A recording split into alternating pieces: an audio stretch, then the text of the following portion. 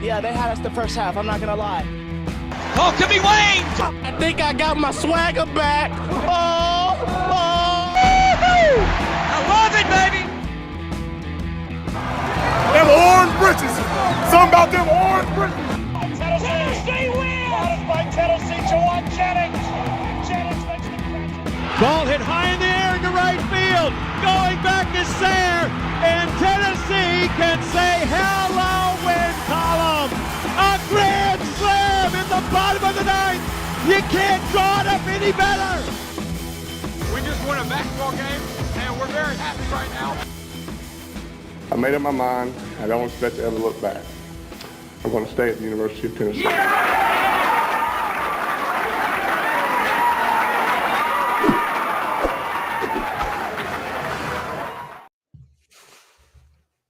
Reddit did to do, and welcome into More Important Issues. It is Sunday, April 3rd. Get your brooms out because it's a mess. What a weekend in Nashville. Hawkins Field, whatever they call it. Tennessee owns every single stadium on campus now. Yeah, the one thing that Vanderbilt could hold over Tennessee, they no longer can. So, suck it. And hey, Landon, I don't know if you like winning Super Bowls, but apparently we had another one this week. And after last week's Super Bowl, this week's Super Bowl, it's a lot of fun to win Super Bowls. So I say keep doing it. Let's make Tuesday night our Super Bowl. I mean, I got way more than Tom Brady at this point, so call me the GOAT. I know. Every time we beat Vanderbilt or Kentucky, it's our Super Bowl. So we need to start printing the rings, Butch Jones style, yeah. I think. I mean, I don't have enough hands anymore. Oh, no. I got to start putting them on my toes. I got to get bigger shoes so I can wear them all the time. You're gonna have to purchase the chain like Tom Brady. I mean, of course we're talking about that baseball sweep. I know I was kind of. I mean, I wasn't hating. I just know, and Vanderbilt's going to be highlighted about their mistakes on Friday, but I mean they still played good, and a lot of people won't talk about Tennessee's mistakes, even though they're few and far between. But Tennessee just took advantage when they had the opportunity. So it's going to. I think people are going to overshadow it with Friday night's balls in the lights. But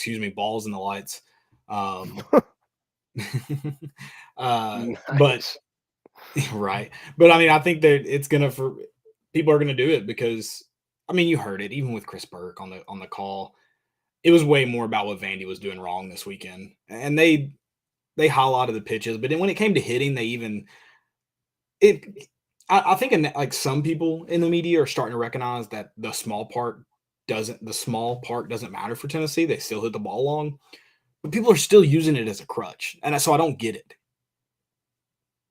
Yeah. I mean, that one that Luke Lipsius and Drew Gilbert hit out, the one he hit out today. I mean, that's gone in every part.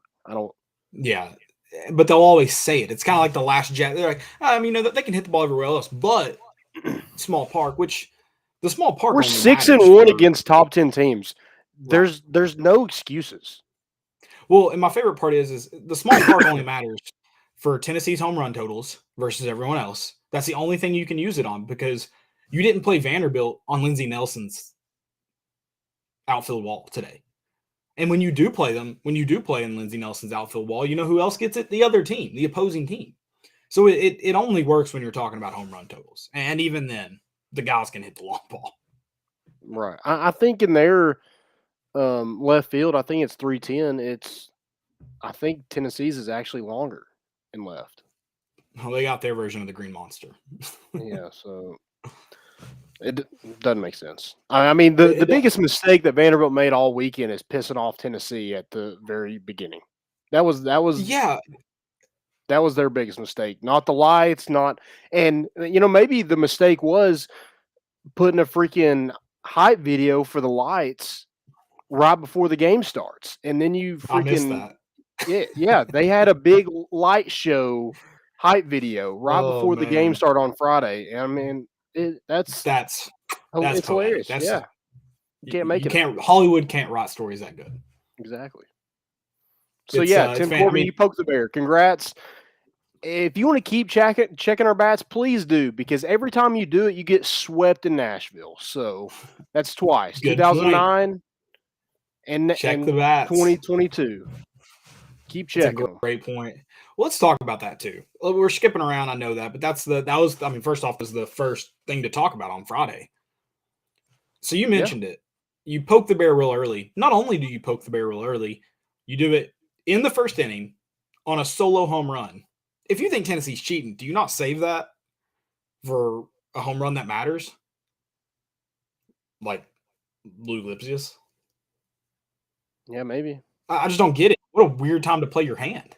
Yeah, I mean, it seemed like that was the game plan. As soon as something good was going to go Tennessee's way, they're going to try it. Yeah, That's what it seemed like to me. But Tennessee isn't your regular team where they're going to, if something doesn't go their way, oh, well, we'll get them again tomorrow like Ole Miss. No, this team just puts their head down and freaking goes after you. Oh, yeah. I think that's – and I don't know. Tony Vitello, he's the same way. Have you listened to Connor Pavoloni on 11.7? I know I mentioned I have not gotten to do that. I need to do that, but I haven't gotten to yet. So they bring up a good point, kind of how the work week is the work week. And then, Friday through Sunday or, those Tuesday night games, those are the days where you should have fun. You should go to work on the other days of the week. You should come in, loose, ready to play. It's hard hat and lunch pail, baby. Well, and I think that's what these guys are, I'm sure they're focused in enough, but they're loose that when things go the wrong way, it's just, all right, let's get the next one. That Jordan Beck home run that came back could have easily shifted the momentum. It's just, as far as the scoreboard goes, it's not a huge leap for either team to, get it on the board or get it taken off. But having that happen to you in the first inning could deflate you. And Tennessee didn't let it. Yeah, especially at a place where you don't, wins haven't come very often there. So for them to not let that bother them in that point, I think that just tells you a lot about this team and the culture that they have within it. Yeah, and Tennessee too. You mentioned playing at Hawkinsville is hard, in Nashville, but getting SEC series wins is hard. Getting SEC series sweeps even harder. And you've gone 3 times now looking for a 4th against Missouri next weekend. This team's resilient. To go out there on a Sunday that, you've already gotten the series win. I'm sure there's already been a lot of emotions throughout the weekend. And then you go out and Chase Beam. Just Drew Beam. Sorry. So many chases. Drew Beam just dominates. So many Drews too. There are a lot of Drews as well. That's focus. Yeah. Those starters have been incredible. Unbelievable. They gave up 8 hits against Ole Miss, 10 hits against Vanderbilt. So 18 hits in 6 games against 2 top 10 teams. That's it. That's unreal. Like, that's unheard of. Yeah.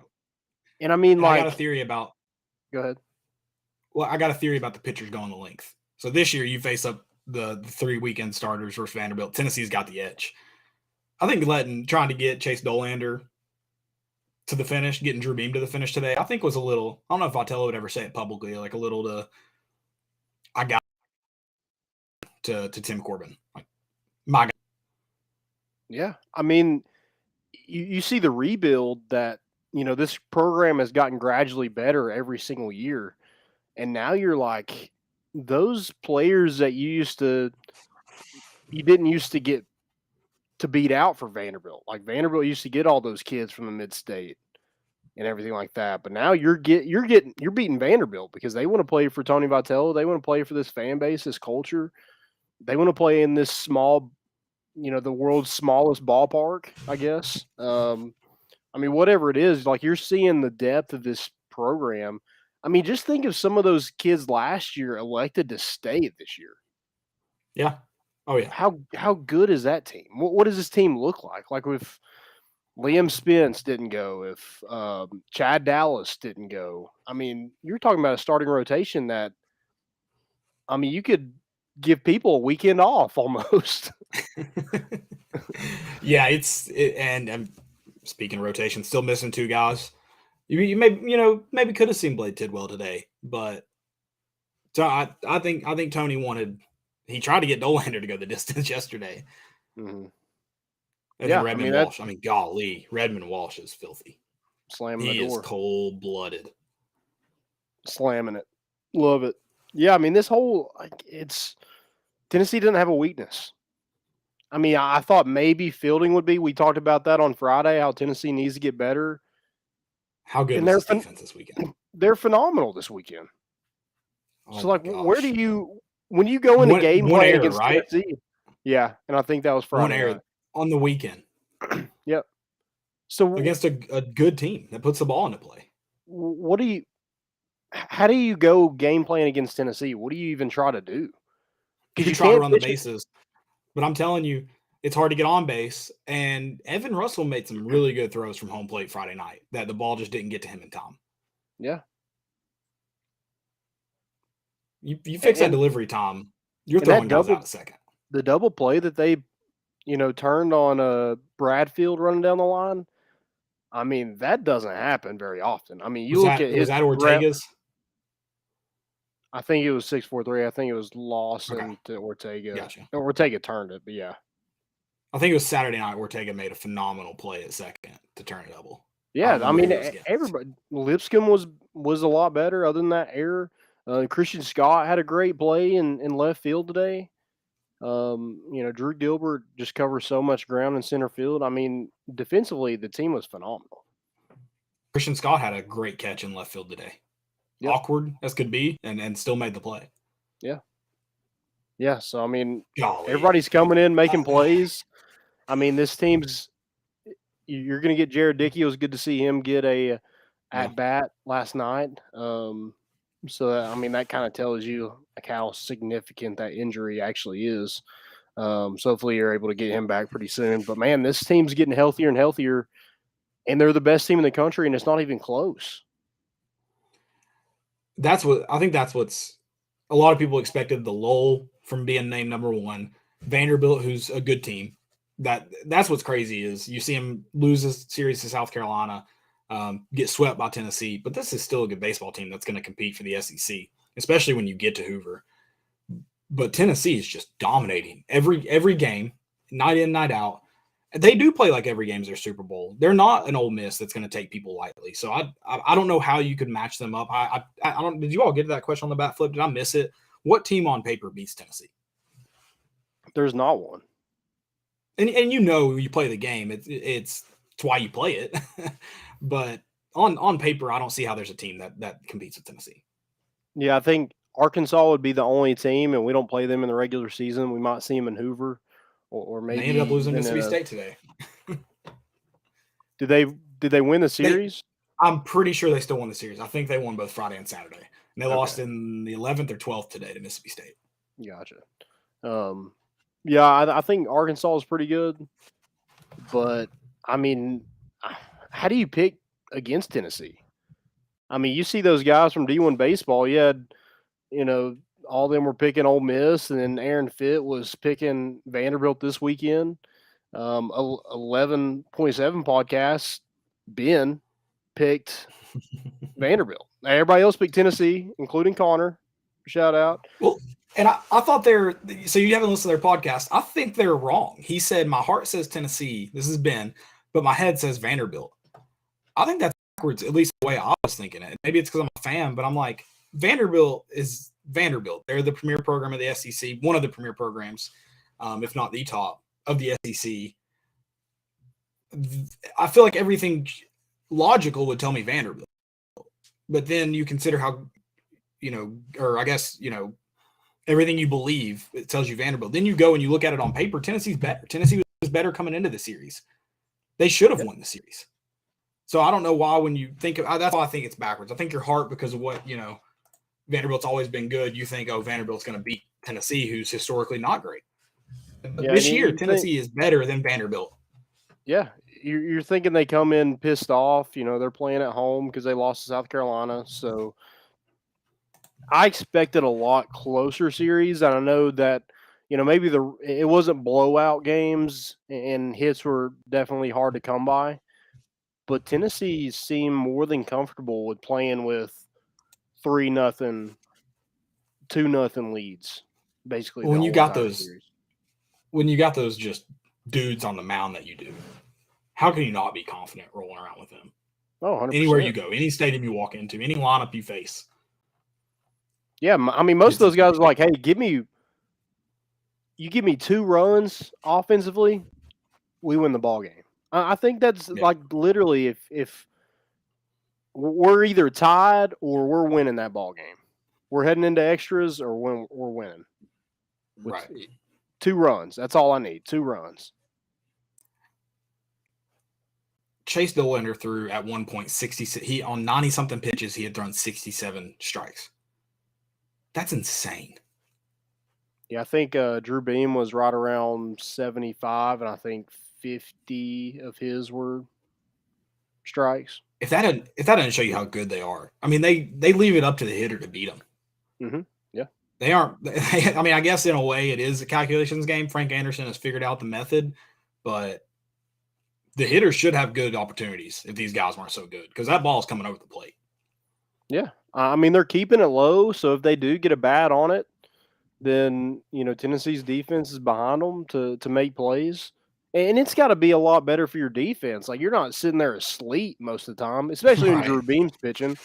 You're going to get pop flies and ground balls the majority of the game. I think he only ended up with 3 strikeouts, I think. There weren't a ton of strikeouts compared to what these guys have done the past few weeks. Because Vanderbilt's a really good baseball team. Yes, I think and if Vanderbilt fans take that as us saying it's our Super Bowl, so be it. But the fact is, Tennessee lined up and beat a really good baseball team this weekend. That if everything kind of goes their way, they get hot at the right time. Yeah, they'll be in Omaha. Yep. Yeah, I mean, I think Vanderbilt is a lot better than Ole Miss. Going from them to us, I think they played us a lot better than Ole Miss did. Where they really still a lot better than Ole Miss. That's what I was about to say. They still reign supreme on the mound. They're not the best in the league anymore, but they're still top. Yeah. You know who the best in the league is? Yeah. That big orange. That's right. That big orange.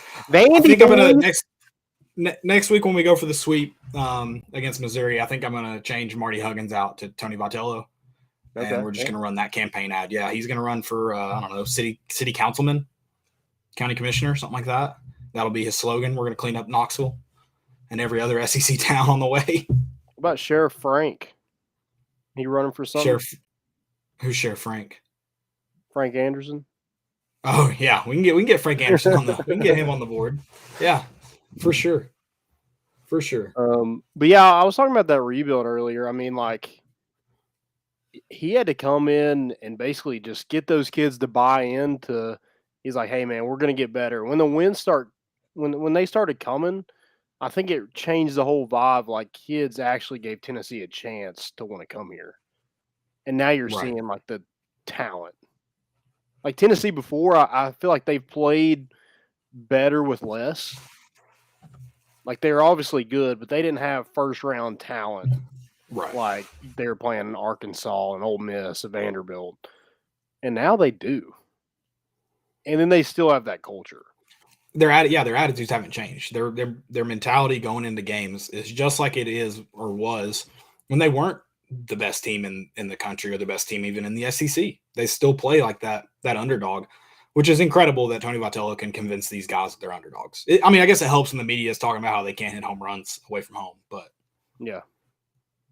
Well, I mean, shouldn't that be a good recruiting pitch too? Like, aren't the SEC coaches kind of helping Vitello out? It's so easy to hit home runs in their ballpark. That's what I would tell every kid in the country. Yeah, come here. You want a lot of home runs? Come to Tennessee. Hit some ding dongs.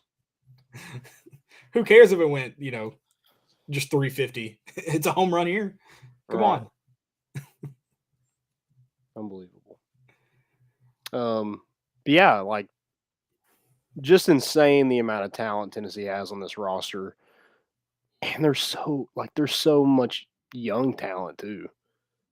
I mean, Burns, Beam, Christian Moore, Blake Burke. I mean, Jared Dickey's going to be here at least another year. I mean, like, there's like Chase Dollander's just a sophomore, isn't he? Yeah. He's going to be here. He's going to be here another year. So yeah, you got insane. Everybody's coming back. Your Good 3 luck, weekend SEC. starters are definitely your 3 weekend starters as it stands today is coming back next year. Yep. Oh, I love it.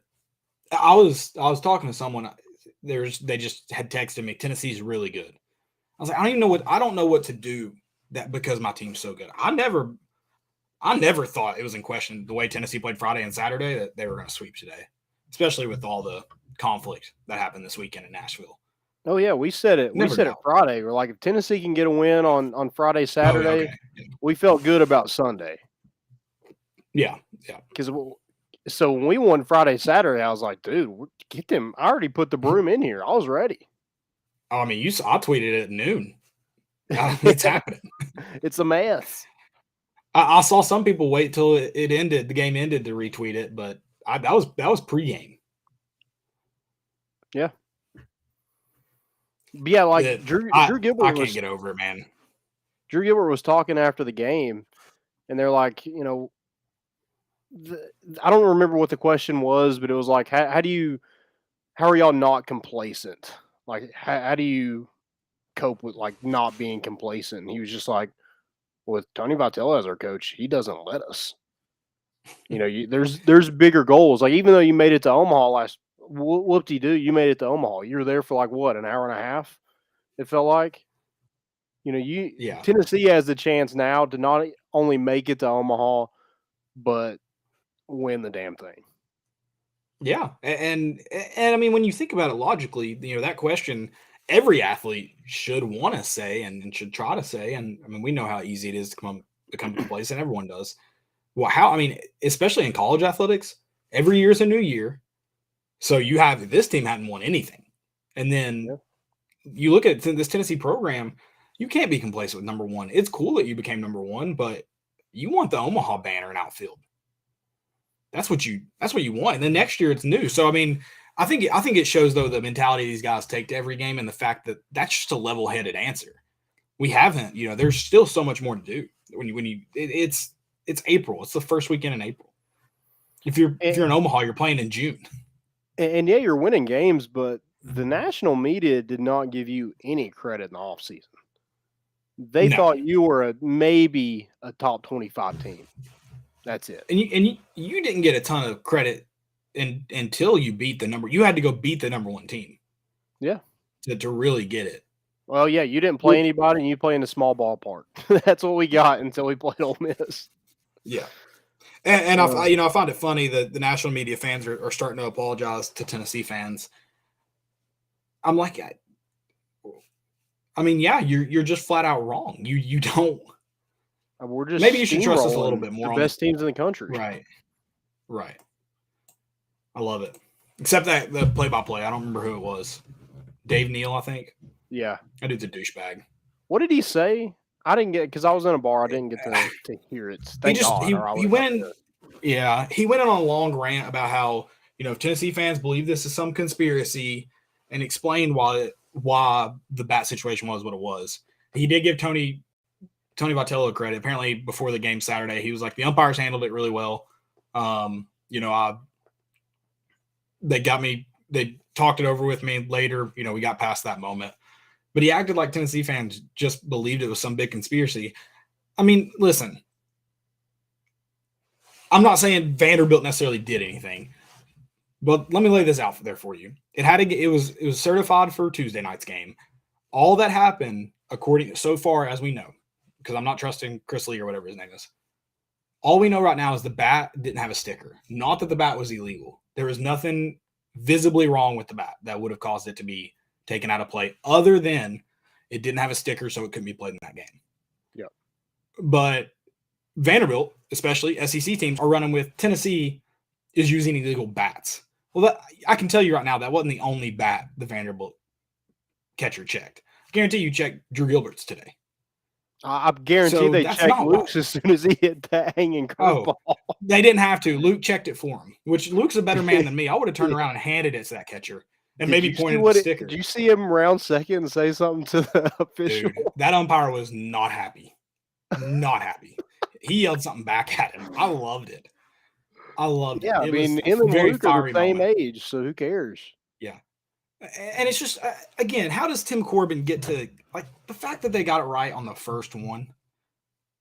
That's just, and people will use that situation to validate their Tennessee's using, because that's another thing. The country can't get away from this. They got away from the small ballpark now because they're doing other places, and it shifted to Tennessee's using illegal bats. It's insane. It's insane. Tennessee hit a lot of home runs last year, but because they weren't the best team in the country, you didn't hear that. It's insane. But Tennessee's illegal bats are the reason Vanderbilt had 2 hits today. Right. Exactly. Yes, I'm not saying the NCAA is on some conspiracy for Tennessee, but if you can't recognize how strange that situation is, and Jordan Beck said he saw the sticker come off. Yeah, I don't know. I mean, maybe whatever, but I don't know. I'm curious to see what happens. If somebody's like, you're at the top, somebody's trying to take you down. If they can't do it on the field, they're going to try to do it some other way. So you just got to make sure that you're on top of your stuff. Check the sticker before you walk up there. Just make that part of your routine. I know it's stupid and whatever, but you're at the top, so you can't make mistakes. Yeah, can't make mistakes like that. Absolutely, and Tim Corbin acting like they did that because he said people around the SEC had been talking, and that's something that had been a concern or whatever. Bull crap. That's you. Tennessee had played South Carolina and Ole Miss. Not a single bat several home runs got hit in both of those series. Don't give me this crap about other coaches in the SEC, because if they believe that, and if they believed it cost them games, trust me, bats would have been checked. So while he's lying, he's a douchebag. He's a douchebag. Yeah. Little boy of the week, Tim Corbin. Yeah, I mean, we sit there and I think you're the one who said it Friday before they started the game on the show. You said, how long until Tim Corbin checks the bats? Yeah, it was I figured he would. I mean, I thought he would play it smart and wait for I guess it was an Oppo still, but maybe an Oppo walk-off like Cody Hahns. Thought he'd play his cards a little bit closer to the vest, but Tennessee got out in front after that one and just, I mean, took advantage of some Vanderbilt mistakes, did a great job backing up Chase Burns, and this team is so freaking good. I don't know how it can be overstated. I can't wait for you guys to talk about it on the bat flip tomorrow. Oh, it's awesome. Will not be and Tennessee gets another run at it. It'll probably be Wednesday. Okay. Wednesday, bat flip, sorry. Yep.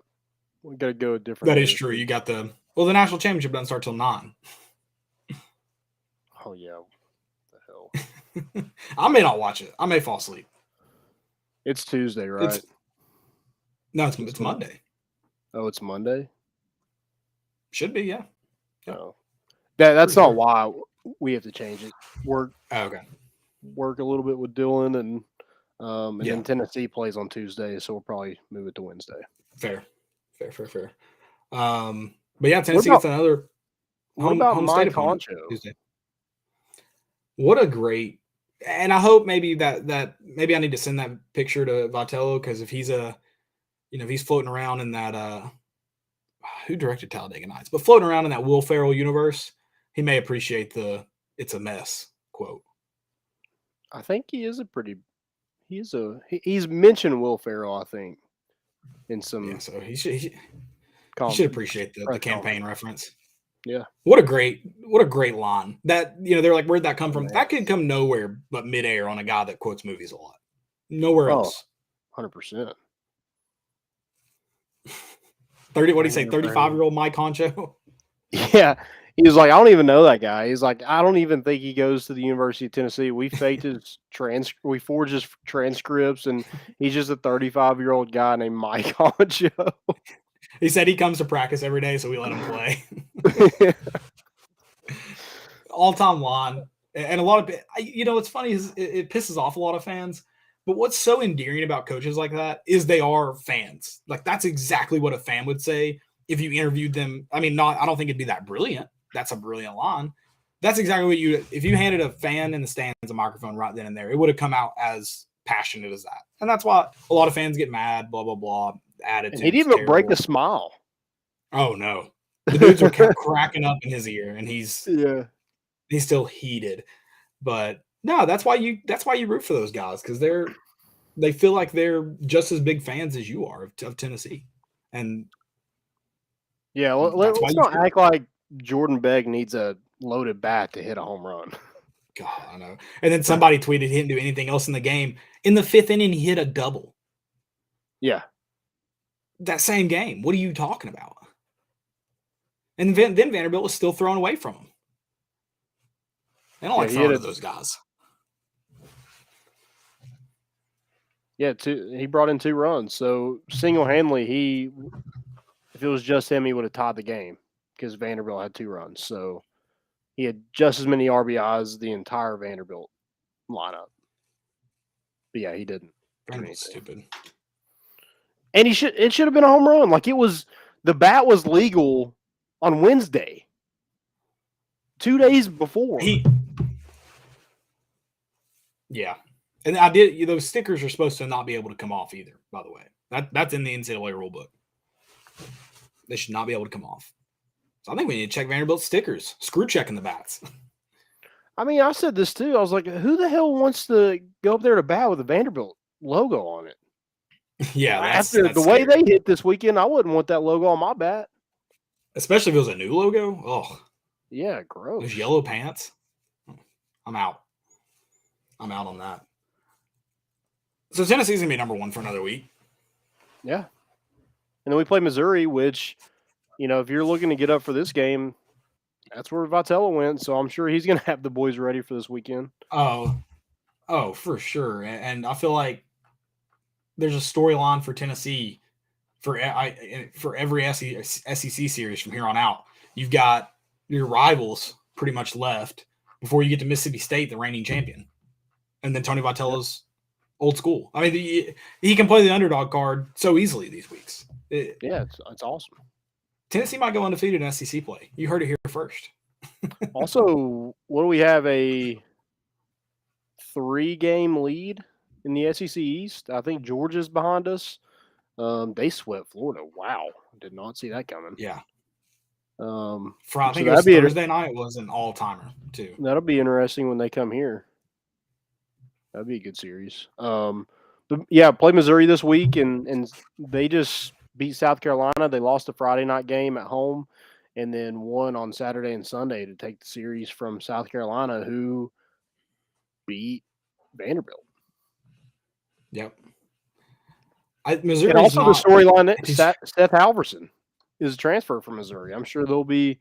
I don't know if he's going to be back for that series or not, but that's still going to be a storyline there too. Right. I can't remember who it was up to bat for Missouri today. Check swing, ball in the dirt. Umpire didn't even check with first. Called him out immediately on a strike 3. It was amazing. It wasn't even, in my opinion, wasn't even close to passing, and didn't even check with his first base. Amazing. Good. Did you see that picture that I posted of Drew Gilbert's strike 3? Yeah, it was in the opposite batter's box. Well, what's funny is Friday night, especially, I don't remember any really. I guess it wasn't egregious, but Friday night, high and inside was no man's land, and Tennessee benefited from it too some. But I mean, there were some up in dude's chest that he was calling strikes, high and inside, and he was consistent. So I guess I'll give him that. You knew what the strike zone was, but my God, were there some bad strike calls? Yeah, and Tennessee's really good at, if it's over the plate, they're at least check swinging it. Right. Drew Gilbert, he was ball. Didn't even move his bat. And he rang him up. That's just tough. Whatever. I thought he had a great day today. Hit that home run. Hit another double that brought in 2 more runs. So I had 3 RBIs on the day. Drew Beam was, that dude's he's a stud. Yeah. Him and Chase Burns, studs. Did you see the graphic that they showed of Kamar Rocker and Chase Burns? Yeah. Chase Burns is 10 times better than what Kamar was his freshman year. That's insane. And Kamara, was probably one of the best pitchers to ever play college baseball. Not anymore. Not anymore. No. Oh, what about the our state? What about that? Like hanging in the backdrop. Oh How gosh. stupid is? I mean, they took time to make that and everything, and for them to just get swept. The Vandy Whistler is going to have He quieted bronchitis. down. He was a little quiet today, wasn't he? What was bad? He had bronchitis, dude. He's trying to get them rallied up, and they never would. Poor guy. It was cold. That can't be easy. Did you see? Can't be easy in the cold. Did you tweet it where he was rubbing himself? Dude, he was just getting after himself. I was like, dang, dude. You enjoy getting beat, huh? BDSM up in here. Vandy boys. Good Lord. It felt good, man. I can't wait. Missouri. I may be there Saturday. We'll see. I got tickets, so it works out. Might do a little. Maybe game. you're going. We're going. Oh wait, yeah, I will be there this Saturday. That's right. I'll be in town for sure. Maybe a little gating. We can gate. We'll be pre-gaming the tailgate. Let's gate a little bit. Let's see if we can get there in time for BP. Okay. I want to catch some balls. Yug a few beers. Let's go on the porch. Can we get on the porch? Maybe. All right, let's get on the porch. I got something. If you get me on the porch, I got something for you. All right, yeah. I got something for you. Maybe not that game, but I've got something for you. All right, let's get it. Sweet. We'll do that then. Missouri, can't wait. Saturday, come tailgate with us. If you're going to the Saturday game, go ahead and put it on your calendar. Just come. It's a late bring game, a cooler right? full of beer. Yeah, it's 7. Okay, yeah, perfect. We can gate our tails off. Get there about what? Nose goes on dropping. Oh, we can get do Raven what? to drop us. Well, Raven will drop us off. We're good. All right, perfect. That's what I like to hear. Oh yeah, I'm not dropping. Hope we see you there. Hope we see you there. Yeah, come by. Get a little brewski. Yeah, bro. Let's do it. Let's talk some spring practice. Let's get into some Vol football. We've talked about Vol baseball quite a bit. This is a Vol baseball show. Don't ever forget. And then come back for another Vol baseball show on my hands are getting kind of sweaty. Probably Wednesday. You're always really committed to the Broom, and I love it. Yeah, absolutely. It's kind of resting on my collarbone right there. I feel it. So. But yeah, we do have Lipscomb. Not get into Missouri too. We got Lipscomb this week. You're right. Can't no, the Missouri comment was about. No, that's our Super Bowl. Tuesday's our Super Bowl. Okay. I was more talking about the tailgating. Okay. Yeah. Tuesday's Super Bowl. But tailgating though, that's Missouri. So that's my next game. We're 9-0 in the SEC. I think that's the first time an SEC team has done that in 28 years. Yeah, this team's not that good though. They play in a small ballpark. Yeah, too small. You gotta remember that. Even though like all the good teams we play are on the road, but yeah, sure. Yeah, like we played 7 top 10 teams and not one of them have been in Lindsey Nelson. So those comments are invalid. Moving on. Oh, I'm not salty at all. Spring practice.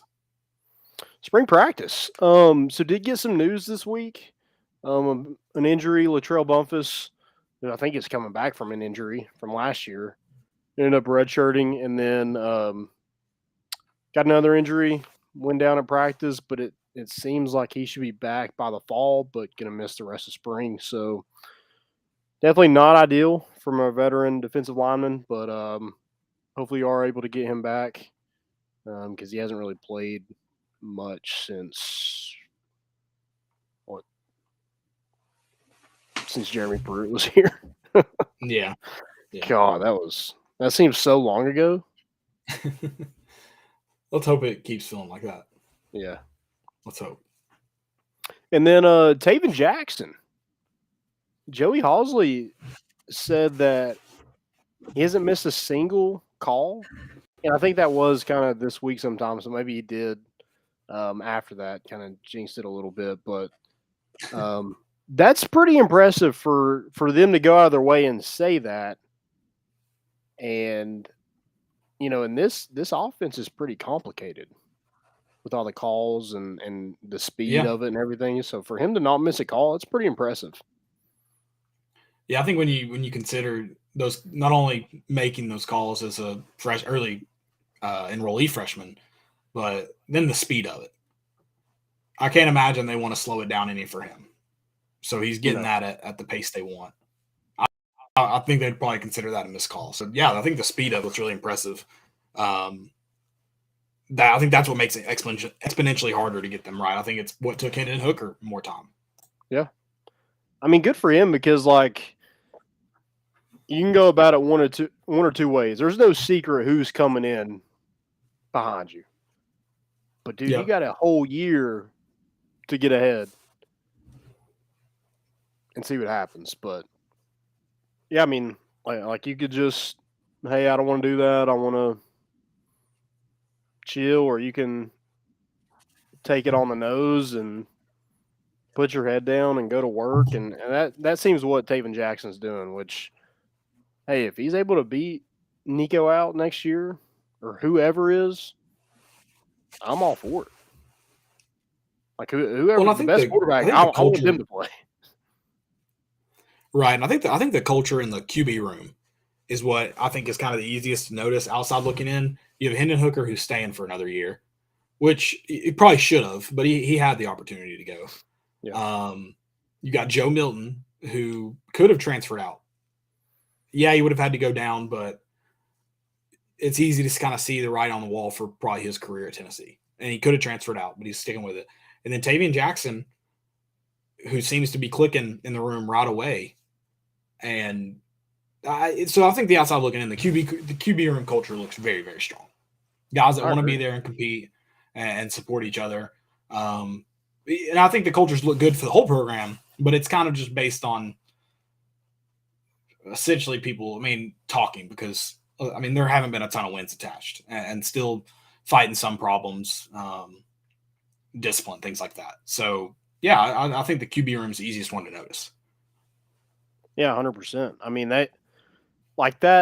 The relationship between Joe Milton and Hendon Hooker, that's what sticks out to me the most. Mm-hmm. Because, last year they both competed. Joe Milton beat him out. And then, 2 games into the season, you're having to change quarterbacks because one isn't getting it done. And then they both stay the next year. That doesn't happen very often. Right. So yeah, like you said, that just, I think it's a testament to kind of the culture that's, like, again, kind of like the baseball team that's been built in the program, and it's kind of spreading to every position group, and you definitely want it in your most important position, and that's quarterbacks.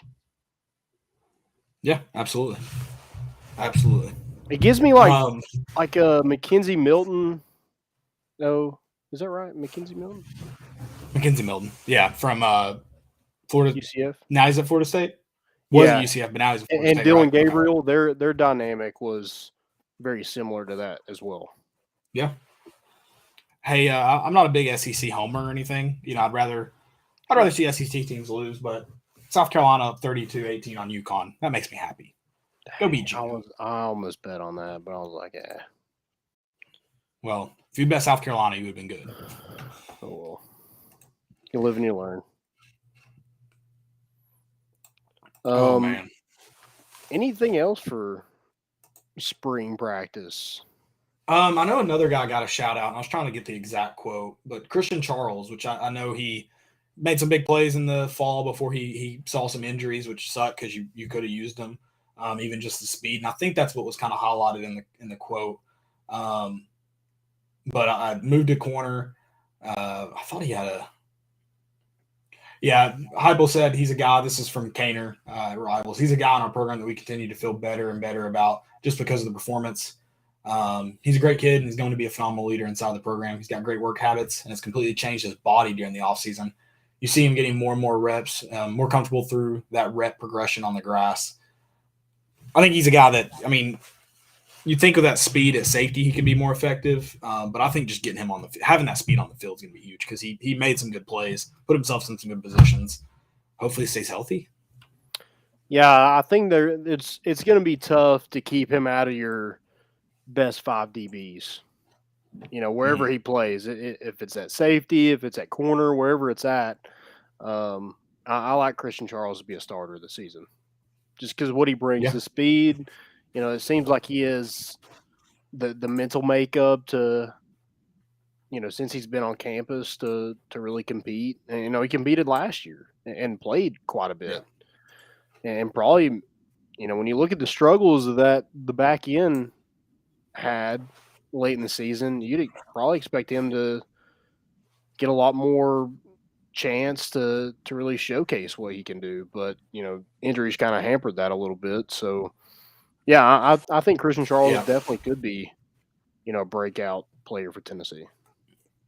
And defensively, too, I've closed that article out. I don't believe he named anybody personally, but he said the defense just did a lot better job in third down situations, getting off the field, smothering the quarterback. I know that's hard to kind of judge. He said they won a lot of one-on-ones. I know that's tough to judge in spring football and practice because you're not touching the quarterback. Yeah, the fact that Tennessee's able to get shut down a lot quicker than it probably would. Right, but at least if you're getting to the quarterback, maybe you're making more plays than you were last year because Tennessee just had trouble getting back there a lot of the time. Sure. So that's good that's happening. Hopefully that translates. They're still like you said, stuff changes, and I think that's why guys like Hendon Hooker play better in games. They have chances to extend plays. And of course, you've got the same thing for other quarterbacks around the league right now. So, yeah, I think hopefully there's positives happening. I think you need your biggest leaps this spring need to be your defense, need to be your defensive line. Really, everybody. You mentioned the DBs, and then of course you've got. I mean, really, you just got a depth at linebacker, but that's good to see it happening early. That's usually kind of how it goes, right? Your defense usually comes along a little bit quicker than your offense. Oh, yeah, 100%.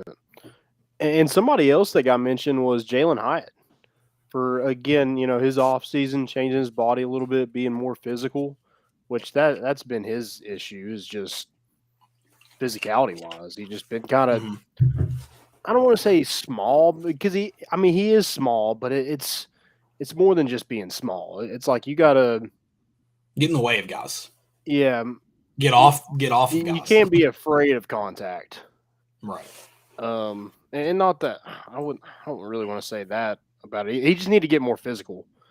Right. Be more confident. Be more confident. Get in the right position and make a play. Yeah, beating some press, blocking wise, I'm sure had a lot to do with that too. So yeah, just it seems like he's had a big off season, and hopefully he's able to have a good spring practice, and hopefully that translates to the fall. Because Tennessee did you mention really Squirrel? Sorry, but just I was just saying that he can be a big part of this offense if he's able to, that's able to translate to the fall. Right. And as far as receivers, did you mention Squirrel White? He also got a shout out after the scrimmage this weekend. That's right, he did. I was trying to remember if you had mentioned him. Is Chaz Nimrod been the most talked about freshman wide receiver so far? So having Squirrel White be mentioned in there is cool because the name just sticks out anyway. So for him to be making plays with, using his speed and he's got that little wiggle to him to get past guys and make things difficult in the open field. So good on him for having a big spring. So. Good. All right, good. Anything else? I think that's kind of all the guys maybe that had a shout out. All the guys that I saw mentioned. Yeah. I know Tennessee did have the top quarterback in the 2024 class this weekend in Jaden Davis. So, Tennessee's got the attention of those top tier quarterbacks for the classes to come. So it's a good sign. Absolutely. Absolutely. Most important position, right? In sports. Hey, I saw a question on Reddit, and I think this is the obvious one, but I threw it out just to maybe this will get some other Wall fans fired up. It was what quarterbacks, or not what quarterback, what player's been most robbed of the Heisman Trophy? I didn't say Peyton Manning, because I don't think Peyton Manning was the worst robbery of all time. I think it was Johnny Majors. Oh yeah, 100%. I mean, 100%. 2-18, kind of like robbed for the same reason too. Probably because Paul, God, what's his name from Notre Dame? Oh, that won it over him. Hall of Fame running back. Yeah, Paul something. Can't think of his name right now. But he also played defensive. He played the defensive side of the ball too. So I don't know the exact reasons that went into it, but I bet that played a hand. Which is coincidentally Didn't kind of the Majors same reason punt? Peyton Manning. I think did Johnny Majors punt? One of the Majors I think did. I can't remember if it was Johnny or was it Bill. I mean, very well may have been Bobby. Is there a Bill Majors too? He had two brothers, I think. Okay. I can't remember. Bobby was definitely one of them, though. You're right. But no, I can't remember which one. It may have been him. But yeah, that was my my biggest robbery of Heisman. Oh yeah, it's got to be that. The Heisman. Just because like at least Michigan was good. I mean, 2-8, that's trash. Right. You can't be the best player in the country if you play on a 2-8 team. I'm sorry. No, 100%. No. Because at that time, like one person could kind of dominate the game, right? Talk about tread on the tires. Running backs didn't leave any game with tread left on the tires. Right. Yeah. They played a lot of snaps. Oh. Final Four, Coach K. What about it? We have our own Vol heel on the show.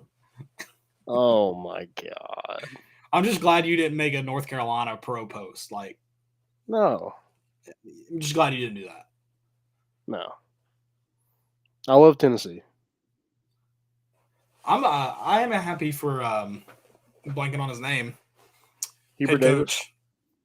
Hubert hates Coach K. You can just see it. He can't stand that man. Oh yeah, I know. That's why I love it. What about Hubert because Davis? every other coach is. I mean, his first year coaching, he plays Duke in the Final Four and beats Coach K in his final game. I mean, you're a legend already. How does he not have a statue? Exactly. And his ass should be facing Duke.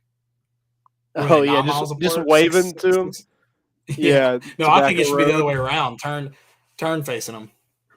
Oh yeah. His ass should be facing him. Yeah. That's no. I mean, as much as I hate both programs, it's insane they had never met in the NCAA tournament. Coach K officially finished 500 versus UNC because of that game. 50-50, I believe. Wow. You had an upset on senior night and Coach K's senior night. His retirement party got ruined by Hubert Davis and UNC and Caleb Love. Oh my gosh, great name first off. But dude. So did you mean to tweet? You tweeted something last night, right? So was Jordan it last Love. night? So last night I was a couple deep. And I texted you all caps Caleb, then sent the Jordan Love tweet, and then deleted it and almost went and responded to you all because I was like, that's not his name. And I was like, wait, what is his name? I went back and forth. I got it right with you all, sent the Jordan Love one, and I was like, wait a minute. I put myself in just a mental pretzel for no reason. So I had to delete that one. I saw it popped on my timeline, and I clicked on it and said this tweet has been deleted, but screenshots live forever. I got it down pretty fast. I noticed my mistake pretty quick. And then I think I deleted my all caps Caleb tweet because I put myself in a mental pretzel and was like, I don't even know what his name is now. Well, you put me in a mental pretzel because I was like, surely he meant Caleb Love, but I'm like, Jordan Love. I wonder if something happened with the Packers. So like I immediately Googled Jordan Love to see what happened. No. I'm just an idiot. Yeah, and I was like, I'm not even gonna tweet about it now because I don't know what's right, and I can't even trust what I read right now. So, yeah, it was. Yeah, by that point in the night, it was. I was already celebrating and whatnot. So, The very old days of this show. This is the reason why we can't drink and do shows. You remember behind Cool Beans after we lost to Missouri? I wish you hadn't deleted it. I mean, I know you had to, but man, listen, I hope I don't want that. The problem is the angry ones. The celebratory ones aren't bad. It's the angry ones that are bad. Yeah, like we just had no clue what we were talking about. Like we couldn't hold a conversation because we couldn't remember what the other one said. We called for Butch Jones' job a lot in that one. Oh yeah. Honestly, I probably didn't say it enough. He got fired that night, right? Yeah, he got fired. It was that was his final game. Was it that night? I'm pretty sure. Or that next morning. Yeah. That week. Yeah. No, God. Yeah. That was great. Epic. You can't do it behind Cool Beans. That's when it all goes to just crap. Yeah, that's true. I think some of our best moments have come out of those experiences. I can't wait to do more with you. Maybe in where's the college football playoff next year? Maybe in Omaha. I don't think either of us can go this year, but I think the week would be a bad week. I don't know. Look it up real quick. But while I don't think I've ever had the team that I had winning in the national championship game. So I just want to give myself a good. Yeah, Kansas. I have Kansas winning it all. Oh, nice. Yep. I mean, the Blue Blood Final Four, that's just insane anyway. And it kind of happened on the women's side as well. Yeah. Okay, so it's Thursday, June 26th through Monday, June 27th. That's, I guess, yeah, okay. So, yeah, I mean, we might be able to make it happen. I ain't got nothing to do.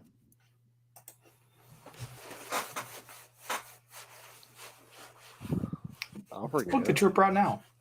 Let's call my travel agent up. Can they book LSU too? We gotta book LSU. Oh God, I'm gonna be so poor. I gotta start winning some bets. Yeah, for real. For real. Oh man. And I just bought season tickets. I'm in the hole already, man. I'm trying to look at anything I can sell in here. I guess the Tony Vitello autographed baseball probably went up in value. Yeah, I think maybe you should be a charity and just give it to Arkansas since they want him as their coach. Yeah, if he matures. Right. I'm like, guys, he's almost 40 years old. Guys, the baseball is way too fun when he's around. Y'all would hate it. And the reason the guys want to play for him is because he's Tony Vitello, not Dave Van Horn. Yeah. What a stupid name. No one wants to be like Dave Van Horn. No one. That's the most Arkansas name I've ever heard of. Oh, man. We have any questions? No, what about Villanova just getting stomped? Oh, I know. What'd they get it back to? 6 points at one time? Oh, did they? I think they got it back to 6 at one point. Like, gotcha. Pretty. There's still plenty of time. It was so. They got whooped in the first half. I was like, well, this is over. So I didn't even turn it on. I did get to watch that Duke North Carolina game because it was going on the same time as the Vanderbilt game at the bar. But that game was just back and forth the whole entire time. So I'm glad it was a good game. Right. Like it wouldn't have been like as, I mean, definitely duh. But it wouldn't have been very cool if like Duke just blew out North Carolina. Like the fact that they met in the Final Four and it was a good game, I think that's really cool. Yeah. And Caleb Love, that 3, oh my God. Dagger. He's cold-blooded, dude. Cold-blooded. But I thought I bet on Kansas and Duke to win. Just because I thought Duke would win just because of the Coach K. Like I just thought it was just rigged somehow, some way that he was gonna go out on top. I was like, surely to God, he's not losing North Carolina again. Definitely felt like it. Felt like that was just the way it was going to happen. Right. Oh, well, love to see it. Yeah.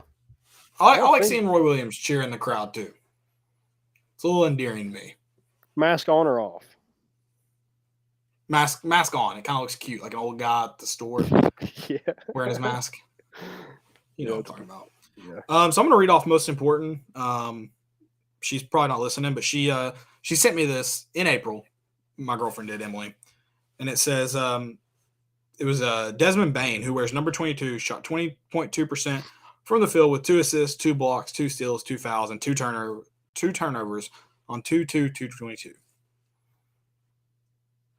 A lot of 2s. She said this would be a cool stat to read out. So I felt obligated to do so. Yeah. That's awesome. I think we actually might have talked about this in February too. I think we did. But I'm pretty sure we did. But she wanted me to know that. There you go. Shout out. Yeah. Blake wanted us to shout him out on the show because he got 18 kills in Fortnite. So, Blake, there's your shout out. Also, that's super impressive. Find us on Twitch. But you did take all my kills. You shout out for the assist to Landon. I was gonna get all 18, and then you just took them from me. So, but one that seriously, one that I have is Shaheen Holloway, the St. Peter's coach that got the job at Seton Hall. All 15 of his players from St. Peter's came to his introductory press conference at Seton Hall. Dang. I thought that's super cool. Shout out. Yeah. And he said, this was his quote that he gave. He said, those 15 young men understood why I was making the decision, and it was so easy because those guys changed my life, and I'm very grateful. I mean, yeah, it's easy to see why guys want to play for him. Yep. Cutting onions, man. He's passionate. For sure. That's kind of all I got. Let's see. Yeah, I think that's all I've got for most important. Shout out for Emily for giving me that most important. Oh, I do have one more. Chad Zerker. Okay. Friend of the pod. Chad Zerker, good call. We gotta get him on the show too. I told him we'd get him on soon. He agreed. So you mean just call him right now? Maybe next week sometime? On the bus, you would just call him. I do want to, the next time I see him, I'm going to be sure to tell him he is in every legendary picture that you think of for Tennessee baseball. He's in. So the Drew Gilbert, he's in that one. When he hit that home run against, and then Trey Lipscomb when he came the first time they got the fur coat. He's in that one. Yeah. Oh, I love that. Like it looks like he's like an extra, like a Easter egg in every single one of these photos. So yeah, the next time I see him, I'm gonna bring that up to him.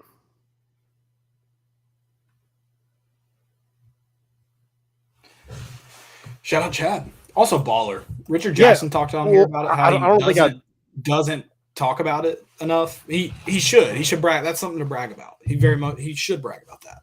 Right. But yeah, Chad Zerker got his jersey retired at Memphis on yesterday. So props to him. Freaking legend. I hate that he had to wear Memphis. I said congrats, and it's cool because when he used to come in, all of his buddies were gone to college to play baseball. So I would long toss with him, or I did a couple times. So that I kind of shared that with him, but I wanted to say, hurry up and get that blue off and get that orange back and get back to Nashville. Love to see it. Memphis Hall of Fame had his jersey retired. Cody Hahn, another friend of the pod. Did you see his tweet back? It was pretty good. No. He said they had to retire it because the jersey is too small for anyone else to wear. That's awesome. Loved it. All right. Fail of the week. Oh. I got my man OJ Simpson. Dang, what did he do? He said I don't even know if this is true, but I'm gonna read it like it's fact. He said if he did what Will Smith did, they would have given him life without parole. In my life, I've been through a lot of crap, and every comedian in the country had an OJ routine. And don't think I wouldn't want to slap a couple of those guys, but it's humor. I don't think he actually said that, but I love that image of OJ saying that because I can see him tweeting it. Yeah, it's true. Dang it, OJ.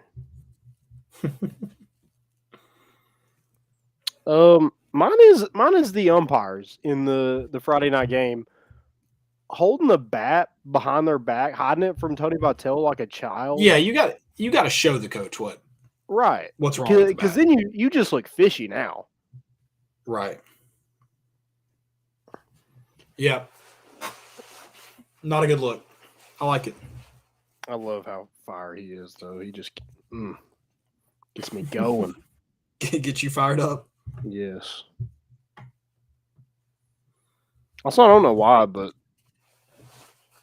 I have a saved picture in here of Shane Beamer covered in mayonnaise.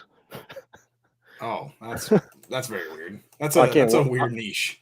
I think I saved it because I was like, if we beat them this fall, I'm taking it out. Yeah.